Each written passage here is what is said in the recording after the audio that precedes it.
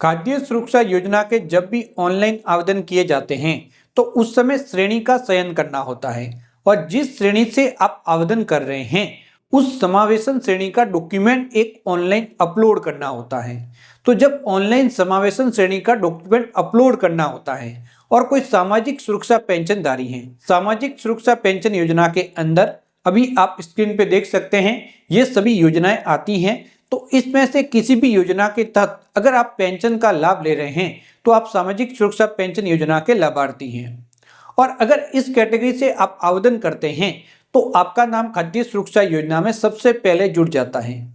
लेकिन सवाल यह है कि इस श्रेणी से जब भी हम ऑनलाइन आवेदन करेंगे तो डॉक्यूमेंट कौन सा लगेगा। कुछ लोगों का सवाल है कि पेंशन पीपीओ लगेगा, कुछ लोगों के मन में यह सवाल है कि यहाँ पे जो वार्षिक सत्यापन रसीद होती हैं उसे भी लगा सकते हैं।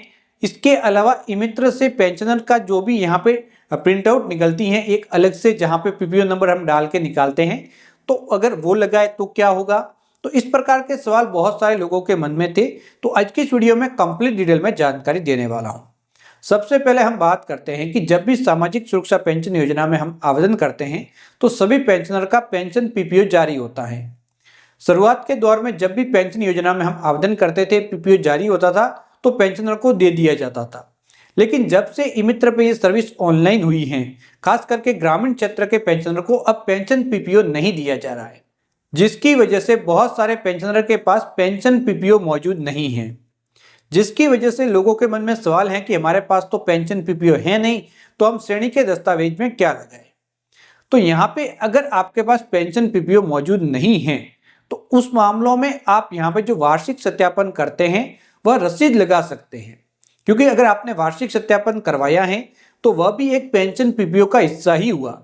ऐसे तो सही डॉक्यूमेंट तो पेंशन पीपीओ ही कहलाएगा, लेकिन अगर जब पेंशन पीपीओ का वितरण ही नहीं किया जा रहा तो हम क्या कर सकते हैं, हमारे पास और तो कोई ऑप्शन है नहीं। तो इसकी वजह से हम यहाँ पे वार्षिक सत्यापन की जो रसीद होती हैं वह ऑनलाइन अपलोड कर सकते हैं। इसके अलावा ई-मित्र के माध्यम से भी एक पेंशन पीपीओ जैसा प्रमाण पत्र डाउनलोड होता है। वो पेंशन पीपीओ तो नहीं होता, लेकिन आप ऑनलाइन पेंशन पीपीओ नंबर डाल के वहां से डाउनलोड कर सकते हैं, उसको सेल्फ अटेस्टेड करके भी लगा सकते हैं। उसके अंदर भी पेंशन पीपीओ की कंप्लीट जानकारी होती है।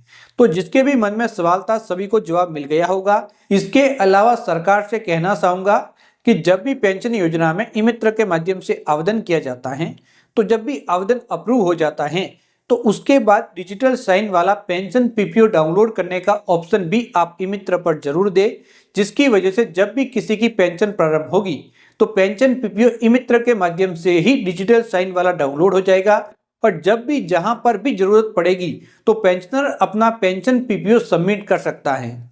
तो ये सर्विस जरूर ई-मित्र पर स्टार्ट करनी चाहिए। जब यहाँ पे डिजिटल इंडिया की बात होती है तो इस प्रकार की सर्विसों को भी ऑनलाइन देना चाहिए। जब सभी सर्विसें ऑनलाइन मोड के माध्यम से दी जाएगी तभी डिजिटल इंडिया कहलाएगा। तो यहाँ पे पेंशन पीपीओ ऑफलाइन जारी करना अब सही नहीं है।